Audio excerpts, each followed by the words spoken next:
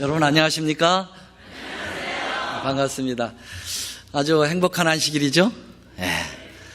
오늘은 우리 찬양대가 좀 쉬면서 대표로 우리 찬양대장님이 부르셨어요. 참 좋죠? 네. 이렇게 또 찬양대가 전체 하는 것도 굉장히 좋고 또 이렇게 개인적으로 또 하나님 앞에 홀로 찬양하는 것도 참 아름다워 보입니다. 고맙습니다. 우리 오늘 손님들이 참 많이 오셔서 너무 반갑습니다. 참 감사해요. 그런데 오랜만에 이제 1년 만에 딱 한 번 하는 행사, 또 간헐적으로 이루어지는 행사가 오늘 한꺼번에 몰려 있어서 다양하게 여러분들에게, 손님 여러분들에게 우리의 교회 모습을 보여드리니까 참 좋습니다. 고맙습니다.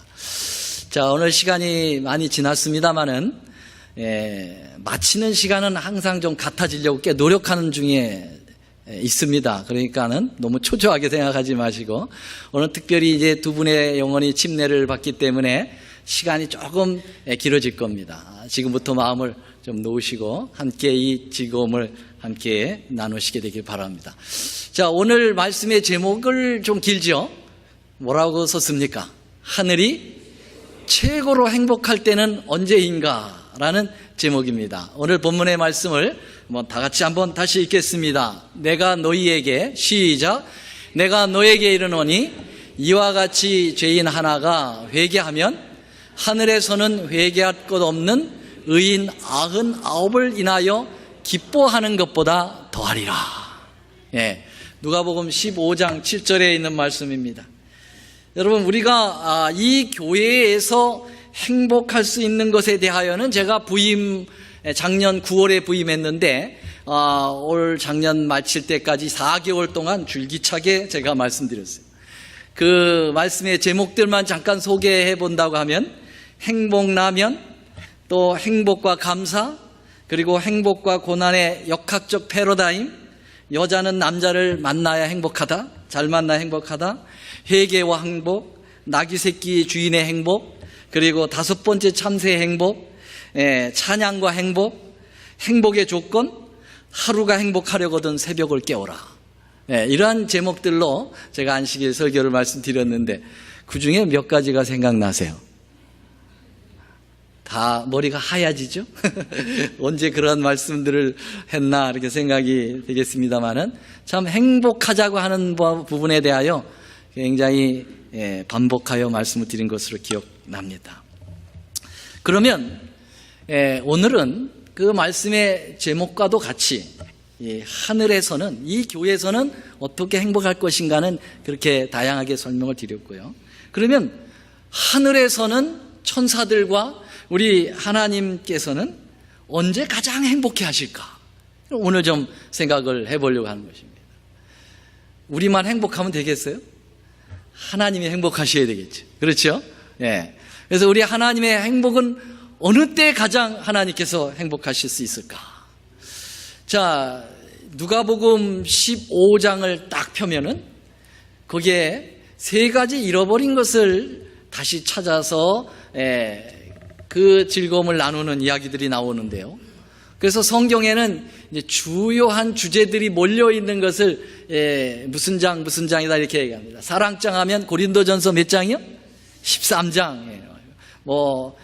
부활장 하면 고린도전서 15장, 믿음장 하면 히브리서 11장 이렇게 하듯이 잃어버린 것을 찾았다라고 하는 장은 몇 장이라고요? 누가복음 15장입니다. 여기에 3가지의 잃어버렸다가 찾은 게 나오는데요. 첫째는 잃은 양을 찾은 이야기가 나오고요. 두 번째로는 잃은 은전을 잃어버렸다가 찾은 이야기가 나오고요. 세 번째로는 잃어버린 아들을 찾는, 이게 탕자, 일명 탕자의 비유죠. 탕자를 찾는 그 이야기가 나옵니다. 그럼 여러분, 이 3 이야기의 공통점이 뭘까요? 이 공통점 3가지만 말씀하라고 하면 여러분 어떤 공통점이 있습니까? 이 3 이야기가 다 아주 소중한 것을 잃어버렸다는 겁니다. 아주 소중한 것을 잃어버렸다. 그 다음에 두 번째 공통점은 그 잃어버린 것을 그냥 찾은 게 아니라 찾을 때까지 찾았다. 예, 그 잃어버린 주인이 아주 끝까지 이것을 찾을 때까지 찾는 그러한 적극적 모습을 보여주고요. 세 번째로는 찾아서 너무너무 기뻐했다. 그래서 혼자만 기뻐한 게 아니라 온 동네 사람들을 다 불러가지고 큰 잔치를 베풀면서 기뻐했다는 것이 세 번째 공통점인데요. 오늘 저는 이 세 번째 공통점에 대하여 좀 말씀을 드리려고 하는 것입니다. 잃어버린 것을 찾았을 때 얼마나 기쁠까. 여기 지금 본문의 말씀도 내가 너에게 이르노니 이와 같이 죄인 하나가 회개하면 하늘에서는, 이 땅이 아니에요, 하늘에서는 회개할 것 없는 의인 99이 있다 할지라도 그 한 명에 기뻐하는 것이 더 크리라, 그렇게 이야기했습니다. 그러니까 하나님께서 가장 기뻐하고 행복해 하실 때가 언제인지 감을 잡으시겠죠? 어떨 때? 죄인이 회개하고 돌아올 때. 그때 하나님의 행복은 이루 말할 수가 없는 것 같아요. 여기 누가복음 15장 5절 6절은 그 잃어버린 양을 찾았을 때 그 모습을 표현하고 있어요. 찾았은즉 어깨에 메고, 얼마나 소중한지, 양인데 말이죠, 걸리지 않고 그 무거운 양을 어깨에 메고 덩실덩실 춤을 추고 오는 모습이 이렇게 배어 있어요. 이 성경절에 집에 와서 그 벗과 이웃을 불러 모으고 말하되 나와 함께 뭐 하자고요? 즐기자. 나의 잃은 양을 찾았다, 그렇게 표현했어요. 그 다음에 잃은 은전을 찾은 그 아줌마는 벗을 또 불러 모으고 말하되 나와 함께 즐기자. 그냥 즐기자고 했겠어요? 음식을 마련해 놓고 즐기게 하겠죠. 여기에 생략이 좀 돼 있습니다만은. 그 다음에 아들을 잃어버린 아버지, 그 아들이 돌아왔습니다. 창기와 함께 자기의 유산을 다 받아가지고 가서 탕진한 아들이지만은 그 돌아온 아들이 너무너무 소중하기 때문에 그에게 겉옷을 입혀주고 손에 가락지를 껴주고 신의 신발을 신겨주고, 그것도 못해서, 그것도 더 이 즐거움을 표현할 길이 없어서 살찐 송아지를 끌어다가 잡아라, 그리고 우리가 먹고 즐기자, 그러면서 그 행복을 나타내는 모습을 보게 됩니다. 여러분, 여기에 이 탕자는 죄인을 얘기하고 있는 우리들의 모습이고요, 이 아버지는 누구를 나타냅니까? 하늘에 계신 우리 하나님을 나타내죠. 하나님이 이렇게 기뻐하신다고 하는 표현을 하고 있는 것입니다. 왜 이렇게 기뻐하고 행복할까? 당연하죠. 귀한 것을 잃어버렸다가 다시 찾았으니까 너무너무 기쁜 거죠. 한 번은요, 제가 하나를 잃어버린 게 있어요. 뭘 잃어버렸나 하면은 교회 키를 잃어버린 거예요. 근데 그 교회 키에는 우리 교회 밴이 같이 엮여 있는 걸 잃어버린 거예요. 근데 열쇠를 잃어버린 것은 우리 집사람이 마지막 쓰고 난 다음에 없어졌어요. 그래서 제가 제 집사람에게 엄청난 스트레스를 줬습니다. 아니, 당신 나보다 3살 어린 사람이 그렇게 맨날 이렇게 잃어버리냐고. 아니, 벌써 치매가 왔어? 그래요. 아니, 거기 교회 뱅키까지 있는데 어떡할 거야 도대체? 제가 얼마나 다그쳤는지 지금 생각하면 후회가 됩니다만은, 그런데 그 키가 어디서 나왔게요? 그 키가 말이죠, 제 이 성경강 옆구리에서 나온 거예요. 이거 얼마나 찾고 또 찾고 찾았는데 그게 제 가방에서 발견된 거예요. 기뻤을까요? 안 기뻤을까요? 너무 기뻤어요. 그래가지고 저희 집사람한테 얘기하지 말아야 되는 걸 해버렸어요. 너무 기뻐가지고. 그 가방에서 나왔다고. 그랬더니 이제 우리 집사람이 이제 완전히 역전이 돼가지고 저를 눈을 흘기고, 아주 혼났습니다, 제가. 어떻든 잃어버렸다 찾는 것은 제가 욕을 먹어도 기뻤어요.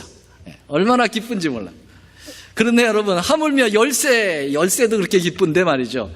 하물며 한 영혼이 침례를 받고 하나님의 그 품으로 돌아오고 하늘 생명책에 그 이름을 올린다고 하면 여러분 기쁘겠어요? 안 기쁘겠어요? 얼마나 기쁘겠어요? 여러분. 우리도 기쁜데 우리 하나님은 더 기쁘신 거죠. 여러분, 그래서 우리 하나님께서 이 침례를 받아 하나님의 참 백성으로 돌아오는 그러한 일이 있을 때 얼마나 기쁘신지. 이 세 하나님이 함께 공동적으로 나타나는 때는 이 침례식 때예요. 참 놀라워요. 물론 하나님 언제든지 삼위일체 하나님께서 역사하시지만 말이죠, 그것을 성경적으로 그대로 직접적으로 표현하는 것은 이 많은 부분에 나타나지 않고 침례를 받을 때 그 일이 일어나요. 여러분 여기 보세요. 왜 우리가 이렇게 기쁘냐 하면은 우리가 하나님의 자녀였어요. 원래는. 왜? 하나님께서 우리를 창조하셨으니까. 그렇죠. 그런데 하나님의 자녀였다가 우리가 그만 사단의 유괴를 당해가지고 마귀의 자녀가 돼버린 거예요. 그게 어디 나와요? 요한복음 8장 44절에 보니까 노란 글씨만 시작. 너희는 너희 아비, 어이고 우리 아버지가 마자 귀자가 되시는 거예요. 마귀가 됐어요. 예. 왜? 우리가 죄를 졌어요. 그래서 사단의 굴레 속에 들어간 겁니다. 마귀의 자녀가 된 거예요. 그런데 우리 하나님께서 우리를 다시 되찾으시는 역사를 이루시는 겁니다. 물론 이것은 우리 하나님의 강제적인 일로 이루어지는 게 아니라 우리 개인이 동의를 통해서 이루어지게 되는 것이죠. 그래서 제일 먼저는 성령 하나님께서 우리의 마음에 깊이 감동이 되면 우리는 그 성령의 감동에 우리의 자신을 내놓으시고, 그리고 그 죄를 성령에 의해서 죽임을 당하고 그 다음에 다시 새로운 사람으로 거듭나는 역사가 이루어지게 되는 거예요. 그래서 예수님께서 니고데모에게 말씀하시기를 무와 무엇으로 거듭나야 하나님의 나라를 갈 수 있다고 그랬습니까? 물과 성령으로. 그래서 성령 하나님께서 우리에게 역사하시면은 우리의 족보가 바뀌는 것입니다. 여기 로마서 8장 14절 16절에 무릇 하나님의 영으로 인도함을 받는 그들은 곧 하나님의 아들이라. 신분이 바뀌었죠. 아까는 너희 아버지는 누구라고 그랬는데 마귀라고 그랬는데 여기 보니까 하나님의 영, Holy Spirit, 성령을 통하여 인도함을 받는 사람들, 그 성령의 인도함에 자기의 마음을 내놓고 거기에 따라 굴복하는 사람들은 족보가 순간 바뀌게 됐어요. 하나님의 아들이라. 그래서 우리 하나님을 그냥 아버님 이렇게 부르지 않고 아주 가까운 존재로 부르라고 그랬어요. 뭐라고 부르짖으라고 그랬어요? 아버지라고 부르짖으라. 여기 아바라고 하는 말은 아람어인데 이것은 오늘날 우리 한국말로 아빠와 똑같은 말이에요. 예. 어떤 현대 번역에는 아빠, 아버지라고 이렇게 번역이 돼 있어요. 예. 그래서 우리가 성령 하나님의 인도를 받으면 우리는 신분이 바뀌어서 마귀의 자녀에서 하나님의 자녀로 돌아오는 놀라운 역사가 이루어지는 거예요. 8장 16절 한번 같이 읽겠어요. 성령이 시작. 성령이 친히 우리 영으로 더불어 우리가 하나님의 자녀인 것을 어떻게 한다고요? 증거하신다고 그랬어요.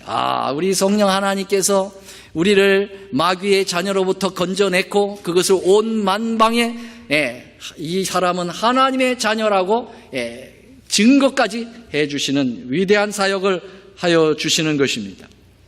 자, 이게 바로 성령으로 거듭나 하나님께 잃어버린 바 된 영혼들이 돌아오는 거예요.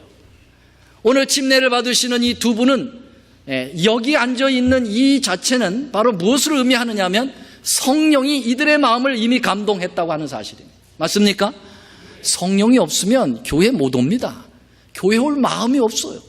여러분, 성령이 역사하신 것입니다. 놀라운 일이죠. 자, 그런데 성경은 예수님은 성령으로 거듭나는 것으로 됐지 끝나는 게 아니라는 거예요. 그 다음에 뭐로 거듭나야 됩니까? 물로 거듭나야 되는 거예요. 물로. 성령으로 거듭나는 것은 보이지 않아요. 우리 안에서 내재되어 이루어지는 것입니다. 그러나 하나님은 이 사람들이 하나님의 자녀된 것을 만방에 알리고 싶으신 거예요. 하나님도 알고 성도들도 알고 심지어는 마귀조차에게까지도 너는 더 이상 범접하지 마라. 이 사람들은 이제 내 자녀라고 하는 것을 만방에 알리고 싶은 것이에요. 그러면은 성령의 거듭난 것을 외적으로 표현하는 방법이 뭐냐? 그게 바로 침례라는 것입니다. 여러분, 거듭남은 3단계가 이루어집니다. 첫째는 죽어야 돼요. 두 번째로는 장사 지내야 됩니다. 세 번째로는 다시 태어나야 되는 거예요. 이게 거듭남의 3단계입니다. 네. 성령의 거듭남이 성령을 통해서 내 죄가 죽는 거예요. 과거에 이기택, 과거에 한혜영은 죽습니다, 오늘. 그리고 물속에 장사 지냅니다. 그리고 어떻게 해요? 네, 새로운 예수님의 자녀로 거듭 태어나는 것입니다. 이것이 물속에 잠궜다 빼는 이 침례를 통해서 고스란히 표현되는 것입니다. 여러분, 오늘 침례를 통해 가지고 물속에 들어가는 순간 죽는 것을 의미하는 거고 0.5초이지만 물속에 들어있는 시간이 장사 지내는 것이고요, 물에서 올라오는 순간은 부활을 경험하게 하는 것입니다. 아멘. 이것을 통해서 하나님의 자녀됨을 만방에 증거하게 되는 거예요. 그래서 여러분, 뿌려서 되는 게 아니에요. 세례가 아닙니다. 뿌리는 것은 성경에 없어요, 여러분. 번역된 세례도 그것도 잘못된 번역입니다. 여러분, baptism이라고 하는 이 침례의 영어성은 어디서 왔느냐면 바프티스트라고 하는 헬라어에서 온 거예요. 이 바프티스트는 어디에 이 바프티조, 바프티스마라고 하는 이 헬라어 언어는 물에 푹 담글 때 그때 사용하는 단어예요. 그래서 세례라고 번역하면 잘못된 번역이에요. 잠글 침자를 써야 돼요. 그래야 모든 의미적으로, 그리고 예수님도 물속에 잠겼다 일어나시고 그 다음에 제자들도 그렇게 했고 모두가 다 물속에 잠겼다가 일어나야만 이게 온전한 성령의 거듭남, 물의 거듭남이 이루어지게 되는 것입니다. 그래서 여기 보십시다. 로마서 6장 3절로 5절에 보면 무릇 그리스도 예수와 합하여 침례를 받는 우리는 그의 죽으심과 합하여 침례를 받는다 그랬어요. 여러분, 예수님이 우리를 구원하실 때에도 3단계를 하셨어요. 그분이 십자가에서 죽으셨습니다. 그리고 그분이 장사 지냄을 당하셨습니다. 그리고 3일 만에 부활하셨어요. 그러니까 우리가 침례를 받을 때에는 예수님의 행하신 것을 그대로 따라하는 거예요. 우리도 십자가에 죽는 경험을 하게 되는 겁니다. 그리고 예수님이 장사 지낸 것처럼 우리도 물무덤에 우리의 모든 죄를 잠궈버리는 것입니다. 그리고 물에서 나올 때 예수님이 3일 만에 죽음의 권세를 깨뜨리고 부활하시는 그 경험을 우리 두 분이 오늘 하게 되는 것이고, 이미 침례를 받으신 여러분들은 그 경험을 하게 되었습니다. 아멘입니까? 그래서 로마서 6장의 사도 바울은 우리가 침례를 받는 것은 그의 죽으심과 합하는 것이다. 우리가 장사 지내게 되는 것은, 물속에 있는 것은 그분과 함께 장사되는 것이다. 그리고 그리스도의 살리심과 같이 우리도 새 생명 가운데서 행하려 함이라. 만일 우리가 그의 죽으심을 본받아 연합한 자가 되었으면 또한 그의 부활을 본받아 연합한 자가 되리라. 분명하죠? 그래서 물과 성령의 거듭남이 죄인이 돌아오는 놀라운 통로가 되는 것입니다. 그러니까 하나님께서 침례 받으면 기뻐요, 안 기뻐요? 너무너무 기뻐요. 너무너무 기뻐요. 그래서 우리 예수님은 사실은 침례 안 받으셔도 돼요. 왜냐하면 죄인이 죄를 죽이고 돌아오는 건데, 예수님 죄 있으세요, 없으세요? 예수님 죄 있습니까, 없습니까? 죄가 없으세요. 여러분, 그분은 인간의 몸을 띠고 이 땅에 성육신 하셨어도 이 땅에 한치의 죄도 없이 이 땅의 삶을 사신 분입니다. 믿으십니까? 만약에 예수님이 죄를 한 끄트러기만 졌어도 그분은 구주가 되실 수 없어요. 왜냐하면 그분이 십자가에 죽은들 자기의 죄 때문에 죽는 거예요. 우리의 죄 때문에 죽는 것이 아닙니다. 여러분, 히브리 4장 15절에 보면 예수님은 우리의 당할 모든 연약하고 또 모든 그 경험들을 다 채울하신 분이지만은 죄는 없으시다고 말씀하셨습니다. 자, 그래서 예수님께서 침례 안 받아도 되셔요. 근데 왜 침례를 받으셨을까요? 침례 요한이 얘기했어요. 어떻게 당신이 저를 침례 주셔야 될 분인데 제가 어떻게 당신을 침례를 줍니까? 그랬더니 예수님께서 이제 허락하라. 이렇게 하는 것이 의를 이루는 것이라고 말씀하셨습니다. 왜요? 이게 너무너무 중요한 것이기 때문에. 그래서 예수님이 친히 모본을 보여주신 거예요. 그 장면을 한번 보겠습니다. 자, 마태복음 3장 16, 17절 다 같이 읽겠습니다. 시작. 예수께서 침례를 받으시고 곧 어디서 올라오셨어요? 이게 세례가 아니구나. 예수님도 침례를 받았구나. 왜? 물에서 올라오셨잖아요. 물에서. 물 떠다가 뿌렸으니 이렇게 하지 않았어요. 물에서 올라오신 것입니다. 그랬더니 하늘이 열리고 하나님의 누가요? 성령이 비둘기같이 하감하시는 것입니다. 야, 이 침례가 너무너무 중요하니까 삼위 하나님이 다 나타나셨어요. 아들 예수님은 지금 당사자가 되어서 침례를 받으시고 성령 하나님은 위로부터 내리심으로써 기름 부음을 받으시고 기름 부음을 주시는 것이고, 그리고 아버지 하나님은 뭐로요? 사운드 메시지로 사운드 메시지를 보내주셨어요. 하늘에서 소리가 있어 말씀하시되 이는 내 사랑하는 아들이니, 여기 뭐가 잘못됐네요. 내 아들이니 내 기뻐하는 자라 하시니라 그랬어요. 여러분, 삼위 하나님이 동시에 나타난 이 역사는 침례를 통해서 나타나는, 그만큼 중요한 것입니다. 침례라고 하는 것은. 여기 예수님께서 하늘로 마지막 가시기 전에 제자들을 앉혀놓고 마지막 지상 명령으로, 이게 최고의 지상 사명이라고 얘기하죠. 자, 이제 내가 간다. 그러나 너희들에게 분부할 게 있어. 너희들이 마지막 나의 유언처럼 들어주라. 그게 뭐예요? 그러므로 너희는 가서 모든 족속으로 제자를 삼아, 다 같이요, 아버지와 아들과 성령의 이름으로 뭘 주고? 침례를 주고. 여러분, 예수님이 이 공생애를 마치고 하늘로 가시면서 마지막 하신 말씀도 침례를 주라는 거예요. 침례를. 왜? 침례를 받아야 구원을 받으니까. 중요한 것입니다. 여기도 보니까 침례를 내 이름으로만 주지 말고 내가 침례 받을 때 아버지 하나님, 성령 하나님이 같이 사역하신 것처럼 너희들 침례 받을 때 새 이름으로 침례를 주라는 거예요. 여기 새 이름이라고 하는 것은 존재를 의미하는 거예요. 이름은 존재를 의미합니다. 여러분, 아버지 하나님 그리고 아들 예수 그리스도 성령 하나님의 이름으로 침례를 베풀어라 라고 하는 것입니다. 누가 아멘 하셨어요?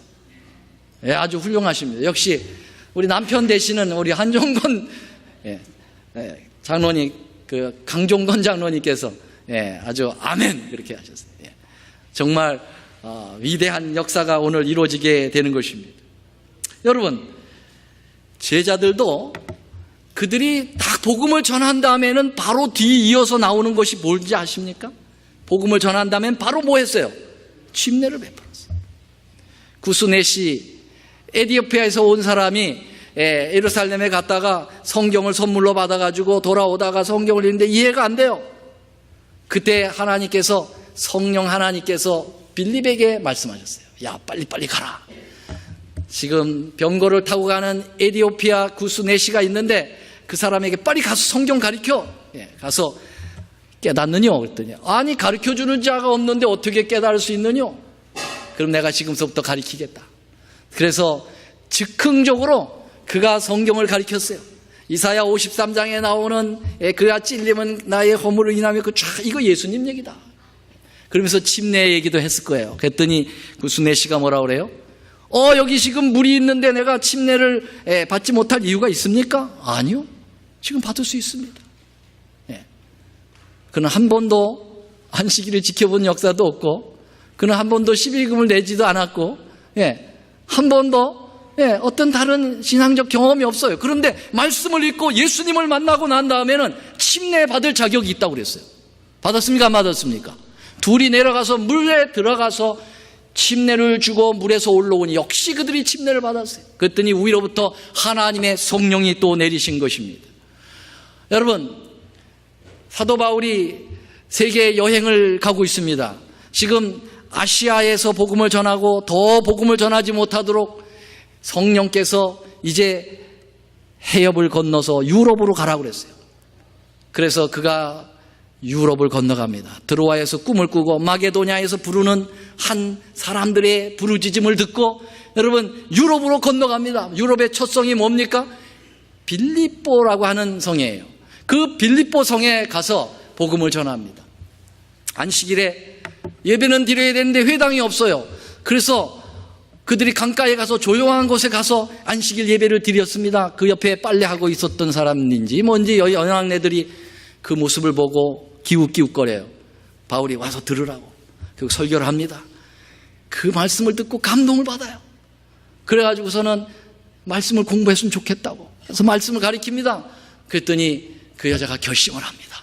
그래가지고 보세요. 6장 15절. 저와 그 집이 다 뭘 받고? 침례를 받고. 여러분 그들에게 복음을 가리키니 침례를 바로 주는 것입니다. 예, 여기 루디아 포목집 아줌마예요. 이 아줌마가 유럽의 최초의 그리스도인이 되는 것입니다. 놀라운 일이죠. 그 다음에 이 빌립보의 첫 교인을 만드는 이 바울이 신이 났어요. 감동적이에요. 그래서 이제 복음을 증거하다 보니까 사람들에게 핍박을 받기 시작합니다. 그래서 결국은 소동죄로 해가지고 감옥에 갇히게 되죠. 그래서 그 감옥에서 열심히 찬미를 불렀어요. 그리고 사람들에게 감동을 끼치는데요. 갑자기 뭐가 일어났습니까? 지진이 일어난 거예요. 지진이 일어나가지고 옥문이 다 열리는 것입니다. 그래서 죄수들이 다 도망가야 되는데 바울이 도망가지 말도록 했어요. 도망가지 말자. 네, 그대로 있으라고. 간수가 캄캄한 그 밤에 와가지고 지진의 옥문이 어떻게 됐나 했더니 다 활짝활짝 열려 있어요. 분명히 죄수들이 다 도망갔겠구나. 죄수들이 다 도망가면 자기가 결국 살아남을 수가 없어요. 다 책임을 져야 되니까. 그래서 자살을 하려고 칼을 뽑죠. 그때 캄캄한 그 토굴 속에, 감옥 속에 바울이 외칩니다. 멈추라고. 우리 다 여기 그대로 있다고. 그랬더니 어떻게 했습니까? 간수가 감동을 받아요. 아니 어떻게 된 죄인들이 옥문이 열렸는데 도망가지 않느냐고. 우리는 하나님을 믿는 사람들이라고. 그들이 감동을 받아요. 그러면 여기 보세요. 그러면 우리는 어떻게 하여 구원을 얻을 수 있습니까? 라고 간수장이 얘기합니다. 그때 사도 바울이 외칩니다. 가로되 누굴 믿어라? 주 예수를 믿어라. 그리하면 너와 내 집이 뭘 얻겠다고요? 구원을 받겠다. 그랬더니 이 간수가 이 사람들 끌어다가 다 씻겨주고 매 맞은 데 상처 다 치료해주고 그 다음에 그 권석이 다 뭘 받았다고요? 침례를 받은 후 그 다음에 크게 뭐 했다고요? 기뻐했다 그랬어요. 이야. 하여튼 제자들도 말씀 전하면 바로 침례를 이행을 하는 것입니다. 하나님의 거룩한 놀라운 역사를 결론을 짓게 되는 것이죠. 사랑하신 여러분, 침례를 받으면 일단 하나님의 자녀가 되는 것이기도 하지만 또 하나는 뭐냐면 이 지상의 교회의 멤버로 등록이 되는 것입니다. 이제까지는 두 분이 교회를 열심히 다녔어도 교회 멤버가 아니에요. 손님이에요, 손님. 근데 이제는 여러분들의 이름이 교회 농명책에 이름이 올라갑니다. 물론 하나님의 생명책에 이름이 동시에 올라가는 것이죠. 네, 주님이 이렇게 했어요. 내가 이 땅에서 매면 내도 하늘에서 매줄 것이요. 그 말이 뭐예요? 이 땅에서 하나님의 백성으로 침례를 받으면 나도 하늘에 그 이름을 뭐 하겠다는 겁니까? 올리겠다 이 말이죠. 네. 자, 그래서 이 오늘 침례를 받는 동시에 이 두 분은 하나님의 이 제7안식 예수 재림교회 올랜도 중앙교회 멤버가 되는 거예요. 멤버가. 이제 투표권도 있어요. 예. 자, 여기 그 모습을 이렇게 보세요. 사도행전 2장 41절. 한번 다 같이 읽어볼까요? 시작. 그 말을 받는 사람들은 침례를 받음에 이날의 제자의 수가 3,000이나 더하더라. 오순절 성령을 통해서 하나님의 복음이 강력하게 증거되니까 하루에 몇 명씩 들어와요? 하루에? 이 손에 항상 제 답이 있다고 그랬잖아요. 몇 명씩이요? 3,000명씩 돌아오는데 그 사람들이 다 누구의 제자가 됐다고요? 예수님의 제자가 됐다는 것입니다. 여러분, 우리의 교회는 다 예수님의 제자입니다. 맞습니까? 멤버가 되는 거예요. 침례를 받으면 예수님의 참된 멤버가 되는 거예요. 여러분, 재침례의 역사도 나와요.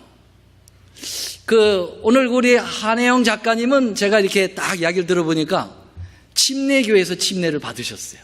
경험을 하셨어요. 물론 또 어렸을 때는 가톨릭에서 영세까지도 받으셨어요. 아주 다양하게 받으신 분이에요. 세례, 침례 다 경험하신 분이에요. 그런데 저한테 질문했어요. 목사님, 내가 침례를 받았는데 다시 침례를 받아야 되는 이유가 있습니까? 제가 침례를 다시 받아야 합니다. 왜? 여기 보시죠. 사도행전 19장 1절로 5절에 보면은 아볼로가 고린도에 있을 때 바울이 윗지방으로 다녀 에베소에 와서 어떤 제자들을 만나 가로되 너희가 믿을 때 성령을 받았느냐? 아니라. 우리는 성령이 있음도 듣지 못하였노라. 바울이 가로되 그러면 너희가 무슨 침례를 받았느냐? 대답하되 요한의 침례를 받았다. 그랬어요. 성령의 감동이 없이 사실 말하면 하나님의 인정되는 그러한 입장에서 침례가 아니에요. 그냥 형식적인 침례만 받은 거예요. 진리와 합하여지지 않은 침례입니다.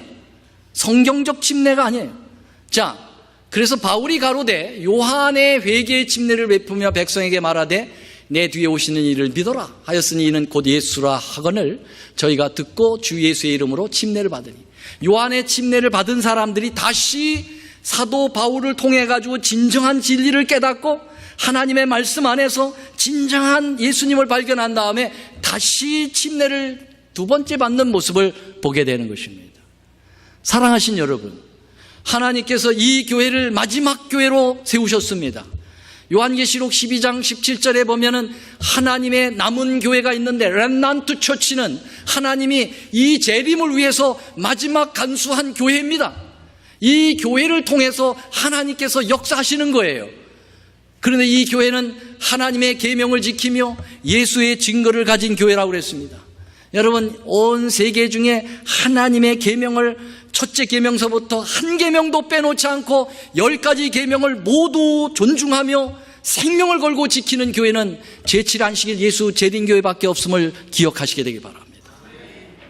네 번째 계명인 안식일 계명까지라도 사람들이 2단이니 3단이나 몰아친다 할지라도 예수님이 지켰고 제자들이 지켰던 그 놀라운 하나님의 창조의 기념일, 구속의 기념일을 오늘도 존중하면서 외롭게 지켜가는 이 교회를 통하여 침례를 받아야만 하나님의 남은 무리가 되는 것이라고 믿습니다.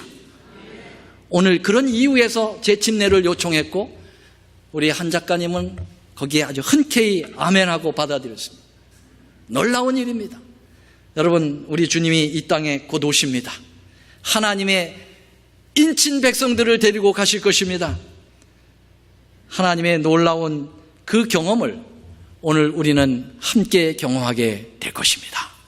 먼저 침례를 받으신 분들, 오늘 침례를 받는 모습을 보면서 우리는 다시 물속에 들어가진 않지만은 날마다 사도 바울이 나는 날마다 죽노라 하는 그 경험을 오늘 우리가 고백하시게 되길 간절히 바랍니다.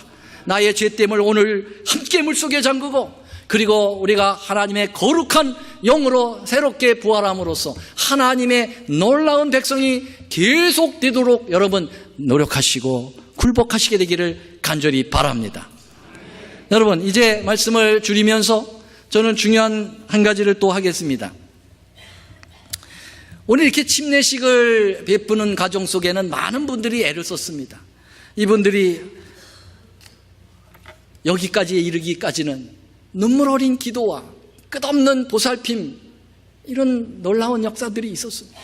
성도님들의 뜨거운 기도, 이런 역사가 없이는 침례식에 임하기가 참으로 쉽지 않습니다. 이 일을 위해서 애써주신 분들, 그리고 성도님들에게 지극한 관심을 보이고 하나님의 은혜가 함께 하시길 바라고요. 특별히 이런 일을 위해서 주도적으로 일하는 부서는 선교회입니다.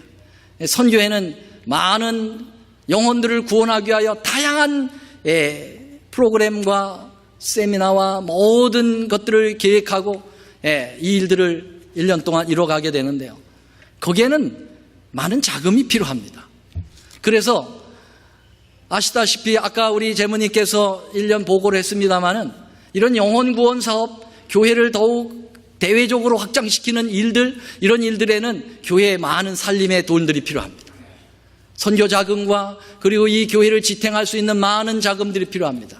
그것은 오직 어디에서부터 나와야 되느냐면 월정금에서밖에 나올 수밖에 없습니다. 아시다시피 우리가 드리는 모든 11금은 우리 교회에서 한 푼도 타치하지 아니하고 대회로 화폐로 올라갑니다. 그 화폐는 그것이 모아져 가지고 우리 목회자의 월급을 감당할 뿐만 아니라 이 화폐의 선교 사역에 주 사역을 하게 되고 나머지는 또 세계 선교 사역으로 가서 이 교회가 전 세계적으로 가장 많은 곳에 복음을 전하고 있는 교회로 발돋움한 것이 바로 이러한 자금의 혜택이기 때문에 그런 것입니다. 그러므로 우리 교회는 오직 여러분들이 매월마다 얼마씩 작정해서 이 금액을 하나님께 드리느냐 하는 그 금액을 가지고 오직 살림을 하는 것입니다. 여러분, 이렇게 많은 영혼들이 침례를 받기를 원하십니까? 그렇다면 여러분들의 마음을 헌신해 주시기를 바랍니다. 주님께서는 여러분들의 재물을 받기를 원하시는 것이 아니라 뭘 받기를 원하시냐면 여러분의 헌신하는 마음을 받기를 원하시는 것입니다. 여기 제가 말씀 하나 읽겠습니다. 고린도전서 9장 7절로 8절. 우리 집사님들께서는 그거 좀 나눠주시면 좋겠어요. 월정금 작정지를 나눠주시고요. 한번 같이 읽겠습니다. 각각 시작. 각각 그 마음에 정한 대로 할 것이요 인색함으로나 억지로 하지 말지니 하나님은 즐겨내는 자를 사랑하느니라. 하나님이 능히 모든 은혜를 너희에게 넘치게 하시나니 이는 너희로 모든 일에 항상 모든 것이 넉넉하여 모든 착한 일을 넘치게 하게 하려 하심이라. 여러분, 억지로는 하지 마세요. 그러나 인색하게도 하지 마세요. 하나님께서 즐겨내는 자를 사랑하신다고 했습니다. 오늘 손님들은 안 하셔도 됩니다. 손님들은 절대 부담 갖지 마시고요. 이제 멤버 되시는 우리의 성도님들의 할 몫입니다. 사랑하신 여러분, 지금서부터 우리가 함께 이 작정하는 일에 하나님 앞에 마음을 함께 쏟게 되시길 바랍니다. 여러분들 가정적으로 얼마를 하나님 앞에 드리면 이 교회가 하나님께 온전한 사업을 할 수 있는지를 여러분 함께 해 주시길 바랍니다. 이 월정헌금은 어느 교회이든 다 이 행사들은 치러 나가게 되는 것입니다. 꼭 우리 교회만 하는 일이 아니고 또 올해만 이루어지는 일이 아니고 이미 다 여러분들이 이런 것을 경험했는데요. 올해는 아까 우리 재무님이 호소한 것처럼 우리 교회에 여러 가지 활성화되는 일들이 그러하기 위해서는 퍼센테이지를 좀 올려주시기 바랍니다. 전년도 퍼센테이지보다 올려주시기 바랍니다. 우리 다 같이 기도하시고 여러분들이 작정하겠습니다. 잠깐 기도하겠습니다. 하늘에 계시는 우리 하나님, 이제 우리 주님은 우리의 마음을 받으시기를 원하십니다. 우리 교회를 통하여 하나님의 거룩한 교회의 역사를 이루시기를 원합니다. 아버지요, 우리의 희생과 헌신을 통해서 하나님 일하시겠습니다. 오늘 우리가 인색하지 않게 도와주시고 또 억지로 하지 않게 도와주시고 하나님께서 정말 우리를 사랑하시는 감동의 그 목적대로 이루어나갈 수 있도록 도와주시옵소서. 이제 작정합니다. 우리의 인위적인 작정이 아니라 하나님의 후한 작정으로 하나님을 영화롭게 할 수 있도록 도와주시옵기를 비우며 우리 구주 예수님의 이름으로 간절히 기도 올립니다. 아멘.